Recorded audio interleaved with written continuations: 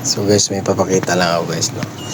Tapos ngayon ko na napansin guys na meron pala naglililim dito na yan ang ibon, no?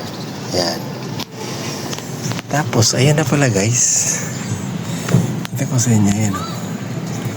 Yan, may inakay siya dalawa, di ba? Ang galing. Dito lang yan sa halaman ko. Yan, nakalagay lang yan sa timba.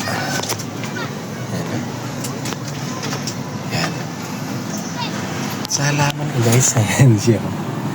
Ang galing, di ba? Dalawa. So ingatan natin yan guys, para hindi ano ng pusa, kasi may pusa kaming alaga.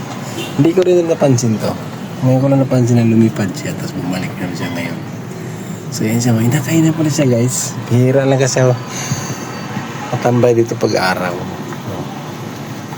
Halos gabi, pag nakakit ako dito gabi na.